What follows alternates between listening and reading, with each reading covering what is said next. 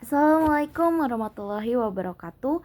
Perkenalkan, nama saya Vicky Gabriela Desianti selaku pembuka dari video pembelajaran yang akan dibuat oleh kelompok 2 tentang bab 3, yaitu budaya bisnis di dunia barat. Dengan saya sendiri Vicky Gabriela Desianti dengan NPM akhir 043, lalu ada Reno Aldi Wijaya dengan akhir 021, lalu ada Nafisa Agesti dengan NPM akhir 02, lalu ada Umi Nur Aisyah dengan NPM akhir 028. Eropa menurut sejarawan Jean-Baptiste du Rosel adalah komunitas yang terbentuk dari peristiwa sejarah, bukan ras atau bahasa, meskipun diakui sebagai benua identitasnya tidak jelas, terutama batas timurnya. Uni Eropa yang berakar dari Perang Dunia Kedua bertujuan untuk menciptakan perdamaian dan kemakmuran. Tetapi perbedaan budaya antar negara tetap ada. Sejarah seperti dominasi Romawi dan invasi Viking telah membentuk masyarakat Eropa yang beragam. Penting untuk memahami budaya bisnis di Eropa Barat dan Timur. Pertama kita akan membahas dari Eropa Barat. Yang pertama ada Yunani. Budaya Eropa tidak bisa dilepaskan dari Yunani karena kebudayaan Yunani memiliki pengaruh besar terhadap budaya Latin dan Eropa. Lalu selanjutnya ada Eropa Latin.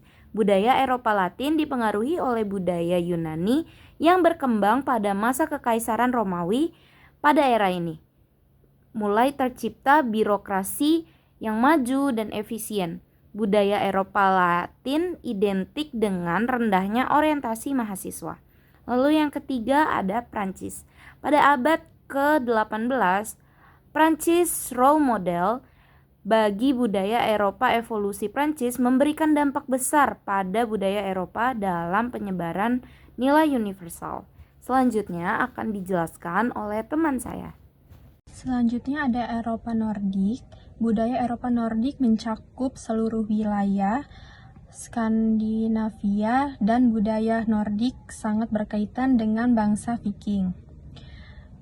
Yang kelima, Eropa Germanik. Budaya Jerman menekankan perilaku asertif dan komunikasi eksplisit. Karyawan perusahaan di Jerman lebih bekerja secara kelompok ketimbang individu. Yang keenam, Britania Raya. Secara umum, orientasi Inggris sangat individual. Pekerjaan dan hubungan pribadi terpisah jelas. Proses seleksi karyawan pun menekankan prestasi individu terhadap perusahaan. Selanjutnya ada Eropa Timur. Yang pertama, Eropa Timur dominan dengan keadaan ekonomi yang sedang berkembang. Beberapa negara Eropa Timur seperti Polandia, Republik Ceko, Hongaria, dan Romania sebagai besar berkembang.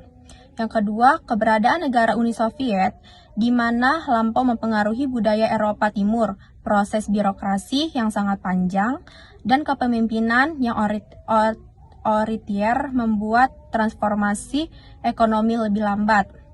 Yang ketiga, Rusia sebagai salah satu pecahan Uni Soviet diklarifikasikan sebagai negara bridge, Brazil, Rusia, India, Cina, di mana negara bridge memiliki potensi yang sangat besar pada perekonomian masa depan. Tingkat jelas kekuasaan yang tinggi membuat perusahaan bridge lebih cepat mengambil keputusan.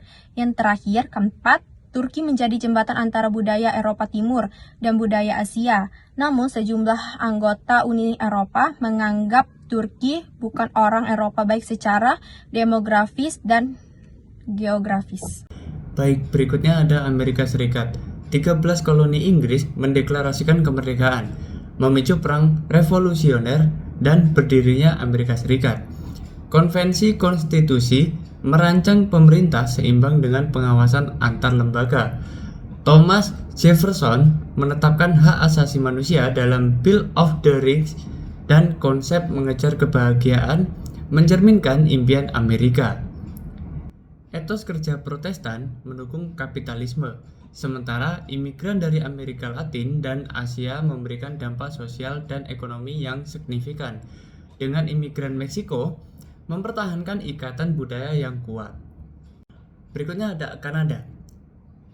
Kanada yang awalnya merupakan wilayah suku India dan Inuit sebelum dijelajahi oleh Prancis dan Inggris. Setelah Inggris menguasai Kanada, mereka memberikan hak kepada penduduk berbahasa Prancis, meskipun imigrasi berbahasa Inggris meningkat. Identitas Prancis dan Inggris tetap terjaga sehingga kemerdekaan Kanada pada tahun 1867. Sejak tahun 1971, Kanada menerapkan kebijakan multikultural yang diabadikan dalam Undang-Undang Multikulturalisme pada tahun 1988. Meskipun bilingual, banyak warga masih mempertanyakan identitas nasional mereka. Hubungan dengan Amerika Serikat mempengaruhi cara orang Kanada membedakan diri, dan gaya manajemen di Kanada cenderung lebih konservatif dan berorientasi pada masyarakat. Selanjutnya kita akan membahas mengenai Australia dan Selandia Baru. Awal mulanya Australia diklaim sebagai koloni pada tahun 1788 yang kemudian diikuti oleh Selandia Baru pada tahun 1840. Nah, kehidupan suku aborigin dan Maori berubah drastis akibat pemukiman Eropa ini.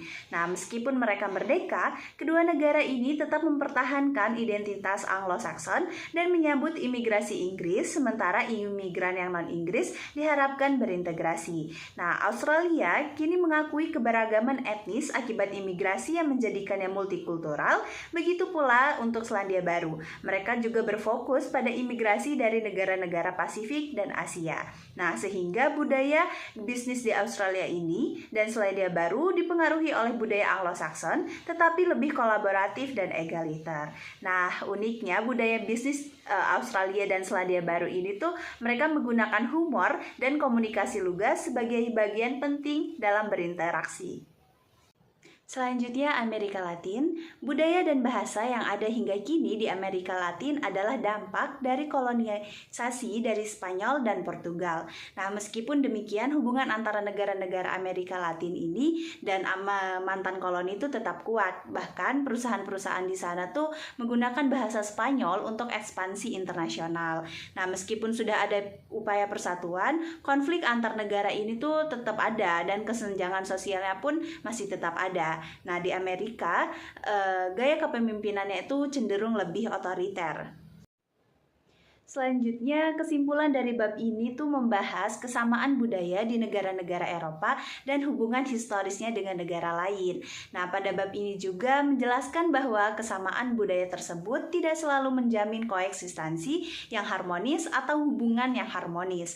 Terdapat juga pertentangan-pertentangan dalam upaya persatuan di antara klaster budaya serta tantangan dalam menetapkan batas-batas Eropa, terutama terkait Rusia dan Turki.